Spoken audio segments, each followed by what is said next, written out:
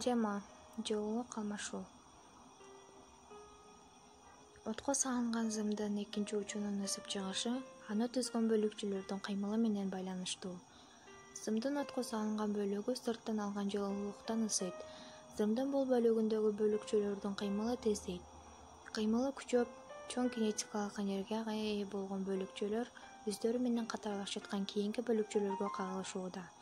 Энергияларынын бир бөлүгүн берет. Бул процесс уланып, жылуулук зымдын экинчи учуна чейин берилет. Isытылган бардык нерселер биздин көзүбүзгө көрүнгөн же көрүнбөгөн нурларды чыгарат.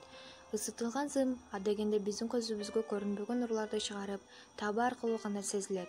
Зым кызара баштаганда көзгө көрүнүүчү нурду чыгара баштайт. Өтө ысыган зым агарып, кадимки жарык нурларына окшош нурларды чыгарып калат. Жылуулуктун конвекция жолу менен берилишин газдардын же суюктуктардын катмарларынын орун алмашышы деп түшүнөбүз. Чоң масштабтагы конвекциялардын жүрүшү шамалдарды пайда кылат. Тийген күндүн нурунан өзгөчө бак-дарактарсыз жалаң беттүү адырлар тез ысып, аба көтөрүлүп, анын ордун ээлөөгө умтулган абанын муздак катмары шамалды пайда кылат. Океандагы Гольфстрим агымы да жылуулуктун конвекция аркылуу берилишине, аны менен бирге шамалдын, жаан-чачындардан пайда болушуна себепкер болот.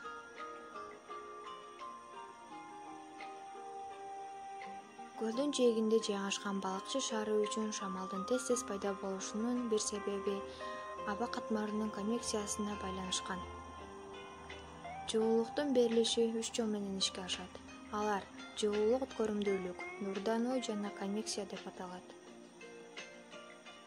Жылуулук нерсенин бир бөлүгүнөн экинчи бөлүгүнө же бир нерседен экинчи нерсеге берилет. Бөлүкчөлөрдүн өз ара кагылышуулары аркылуу кинетикалык энергиянын бир орундан экинчи орунга берилиши жылуулук өткөрүмдүүлүк деп аталат.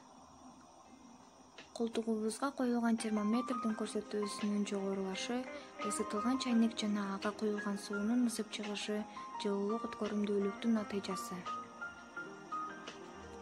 Тийген күн нурунан жердин бети жана анда жаткан ар кандай нерселер ысып чыгат. Оттун же мештин табына кандайдыр аралыкта туруп эле жылынууга болот. Бул учурда жылуулук бир нерседен, мисалы мештен экинчи нерсеге